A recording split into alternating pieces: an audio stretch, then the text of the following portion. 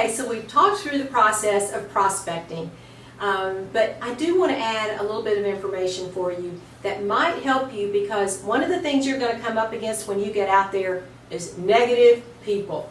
There are so many negative and cynical people in the world, and I can promise you you're going to stumble across more than one of them in your quest for positive people who want to help you build a team and who want to do something special for their lives. So let me give you a couple of examples or techniques on how to handle people like that. Let's just assume that you've got an old nasty brother-in-law named Bob. And let's say that Bob's been sitting around grumbling for months because he needs extra money, he can't pay his bills, and he can't go on vacation, he can't do whatever he wants to do. So the next time you're at their house, you say, Bob, you know what, I might have found something for you. You've been talking about the fact that you need extra income, and I may have an answer for you. Bob starts in. I don't know. I'm not going to do one of those things. If you're coming to talk to me about one of those home businesses or one of those things that you do now, I'm not going to do that. Just look up at him, stop him mid-sentence and say, you know what, Bob? You're not who I'm looking for. And then just cut it off. You don't need to listen to the rest of his sentence. Do not let Bob beat you up. All that will do is just psychologically damage you, because you don't need to take that abuse from him. He may not like what you're doing. That's okay. You like what you're doing, and that's good enough. Bob doesn't pay your bills. Bob doesn't pay for your trips. Bob does not keep you home from work with your children. Bob doesn't probably do anything for you. So if that's Bob's attitude about it, let Bob sit there, dead broke, with his opinions on something that he knows nothing about. But do not let Bob harm you with his comments.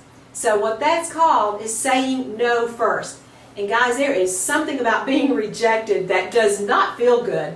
One time my husband and I actually role played in a meeting, and so I was the person who was getting rejected, and I almost kind of looked at him when he said, oh no, you're not who I'm looking for. I thought, wait a minute, what do you mean? Of course I am.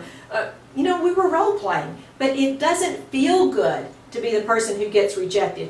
It doesn't feel good for you when someone tells you no, they don't want to be in your business, or when they start all this negativity. But guess what?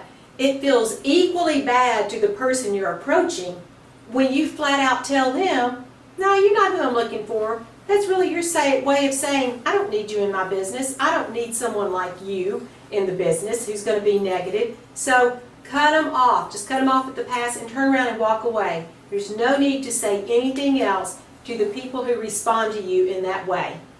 Protect yourself. That's very, very important. The negative people are going to always be out there, and there's probably more negative people going around right now because of things that are going on in the economy. There seems to be an abundance of them, but you know what? You're one of the positive people, and that's why you're in this business.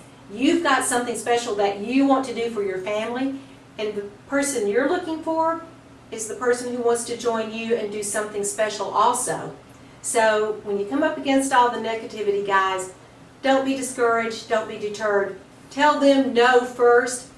Tell them that they're not who you're looking for. Walk away and let that be the end of it.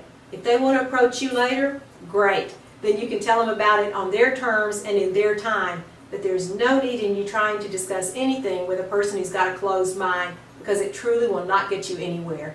So I hope that helps, gives you just a little bit of ammunition when you go out there. I don't want any of you guys beaten up so much that you get discouraged. So it helps to arm yourself before you go out and have plenty of tools in your little toolbox available so that you can make the most out of your prospecting experience. Again, you're just looking for people who are looking for you, and there are plenty of them out there.